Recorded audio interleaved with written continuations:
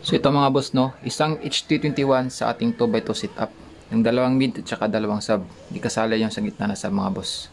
Yung patugtugin natin ngayon, yung setup natin na connection doon is dalawang mid yan, left and right, saka yung sub parallel. Yan. So testing natin.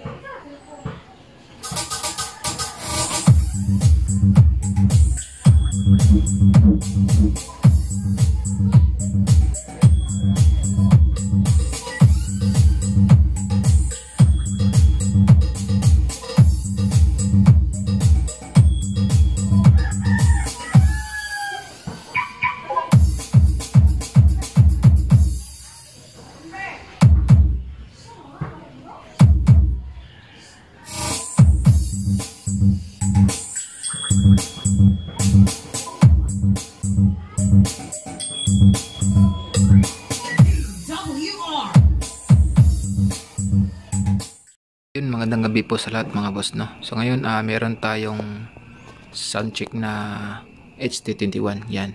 So blinag natin ulit to kasi merong natatanong sa comment section natin na ano ba talaga yung connection niya. So medyo nalilito sila sa connection kasi dati hindi siya naka-arrange ng mabuti. So ngayon papakita ko sa inyo yung connection niya, yung dalawang mid na yan at saka yung dalawang sub. Di po kasali yung sa gitna mga boss kasi sobra na siya. So yung load natin sa ating HT21 is yung dalawang sub, yan, 10 inches na tag 300 watts, tsaka yung dalawang mid, yan, tag 50 watts po yan, tsaka yung tweeter nya, may dalawang nakaparallel yan. So yun mga boss, check natin, papakita natin sa inyo kung ano yung ginawa kong connection dyan. Yan. So sa ganitong setup mga boss, pwede na tayo makapag gawa ng sound sa ating bahay. Yan. Pwede rin pang video ko yan. So next upload natin is lagyan natin siya ng biit para matest natin yung kanyang quality sa video. Okay, yun. So ngayon mga boss, yung ating tutorial ngayon is yung connection ng ating mga speakers papunta sa ating HT21. Yun, so lapitan natin. So yun mga boss, dito makikita natin sa ating HT21 yung kanyang output. Dito marami siyang output mga boss, no. Yan, meron siyang tatlong output dyan para sa ating speaker. So naka-label po dyan right, left, tsaka S, meaning right channel, left channel, at saka subwoofer out po yan. So yung lulod natin dito sa ating right channel mga boss is itong ating mid, yung isang mid na to, yan, papunta dito sa ating right channel. Sa left naman is itong isang mid naman siya, yan. So din sa subwoofer mga boss, dito is nakaparallel po yung dalawang 10 inches natin. Itong isang to at saka yan, nakaparallel po yan siya papunta dito sa ating subwoofer. Yan.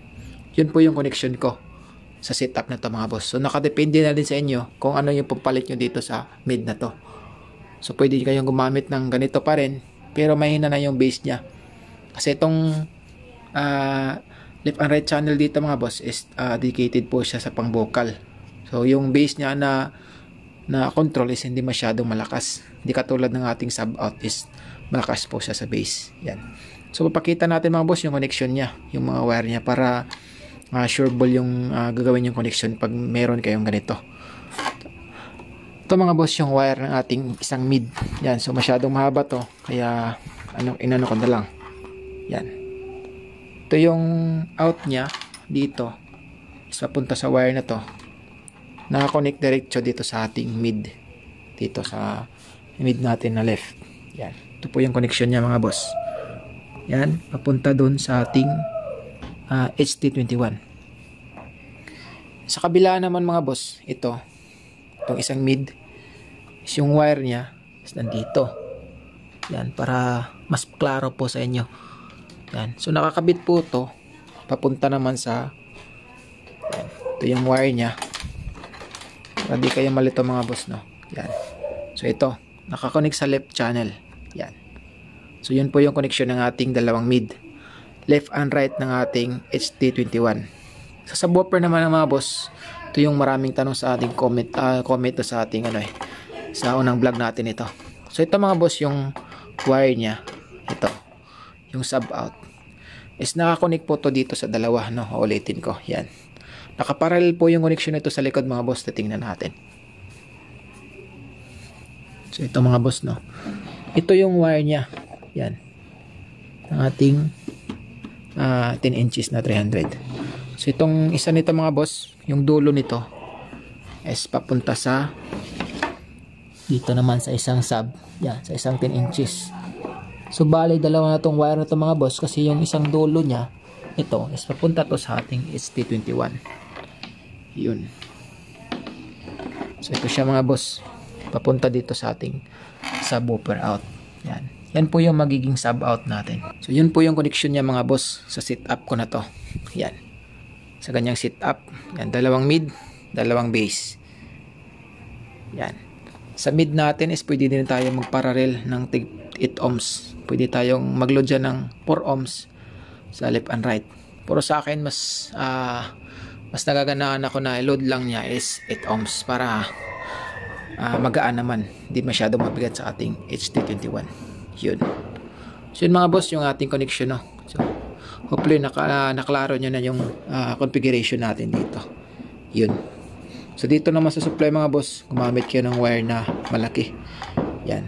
Naka terminal block na po yan siya, papunta sa ating power supply. Yung gamit natin, sa mga nagtatanong, yung supply natin is SMPS yan. Yung mga CCTV power supply yan. Switching power supply, yan, 24 volts tsaka 5 amperes. So generic lang din po to mga boss. Hindi po tayo sure kung 5 amperes ba talaga siya. Pero natest ko to, pinatugtog ko yung HT21 natin sa load na to, is okay naman siya. So ngayon, makaklaro din natin ngayon kasi isa sound check natin to. So yun mga boss, no? Hopefully naklaro nyo. So dito naman tayo sa mga knob niya mga boss. Yan, sa control niya. So dito tayo mga boss, no? So itong mga knobs natin dito, meron tayong 5 knobs. Meron tayong main volume, bass, treble, volume at saka frequency. Yan, may nakalabel naman po yan. Yung frequency at saka volume para yan sa ating subwoofer. So para po to, dedicated po tong dalawang to mga boss para dun sa ating subwoofer out. Yan. Sa di pa nakakaalam ng control nito, no. Ito namang yung ating treble at saka bass is para po to sa ating right and left channel. So para naman po dito yan mga boss, sa dalawang to. Yung linod natin na mid, ito po yung control niya. So separate po yung mga control ng ating outputs. Itong nakaparallel na to is naka left and right na to is ito po yung control niya. Tapos ito naman yung pinaka main volume niya. Yan, with switch po yan mga boss, no. Yan. So pag pinihit mo yan, pinalakasan mo, yung magiging output ng subwoofer at saka left and right is nakakontrol po dito lahat. Pero pag in-off yung volume ng subwoofer is yung tutugtog lang is yung left and right natin. Yan, may separate volume kasi itong ating subwoofer. Yan. Kumbaga ito yung master volume niya mga boss. Yan. So dito yung frequency niya. Ito yung magiging adjust ng ating frequency. Yan. Kung gusto niya ng soft bass, babaan nyo to. Kung gusto na naman ng hard bass is taasan nyo to. Yan.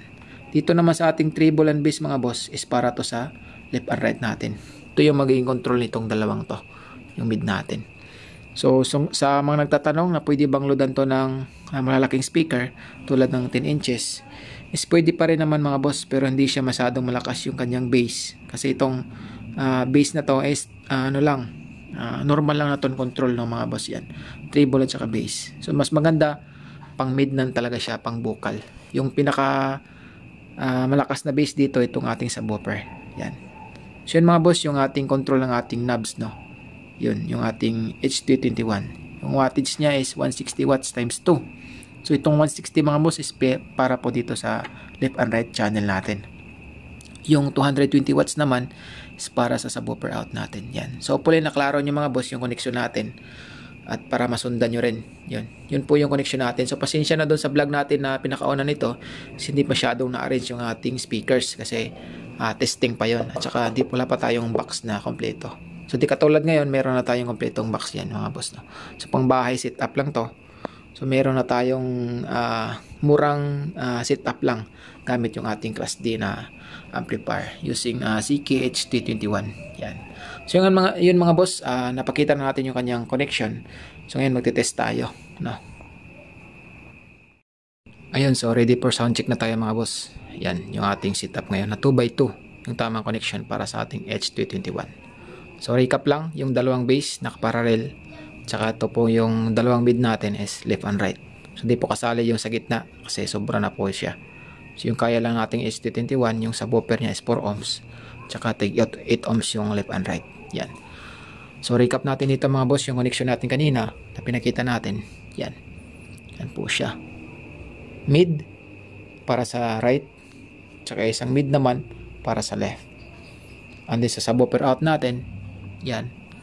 Sub out S is yung dalawang tig 300 watts natin inches. Yan mga boss. Hopefully naklaro nyo na mga boss yung connection natin.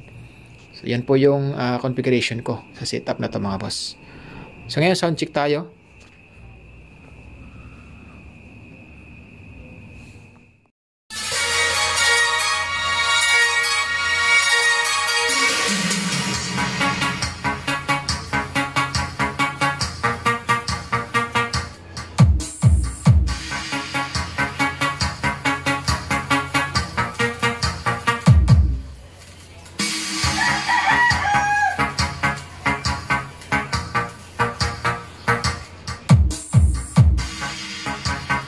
DJ Wowie Remix.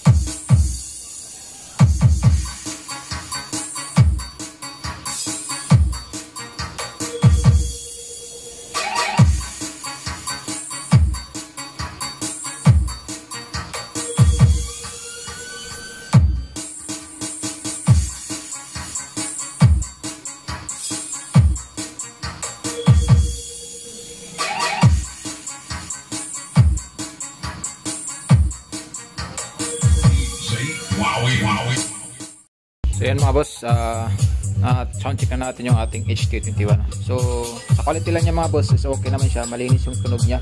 Yung kanyang tweeter at saka yung mid is maganda. So napaka linis at saka napaka kinis ng kanyang tweeter.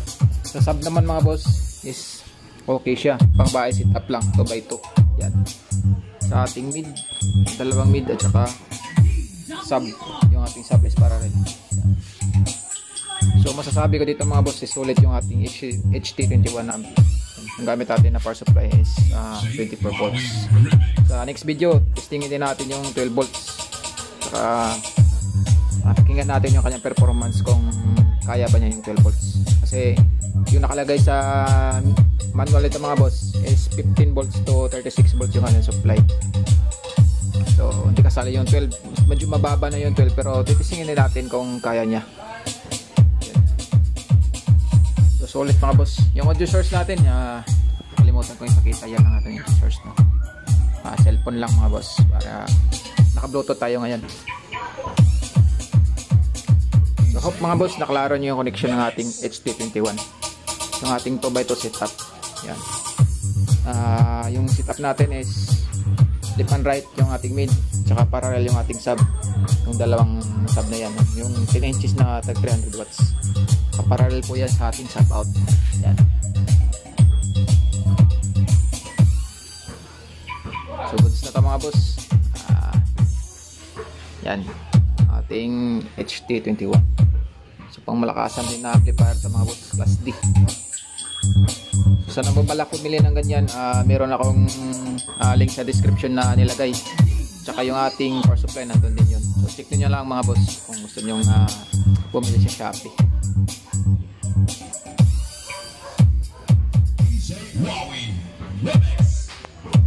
So ngayon na pala yung volume natin mga boss. Pwede pa natin yung palakasin niya. Sige yung kalabog ng ating sub natin ang volume.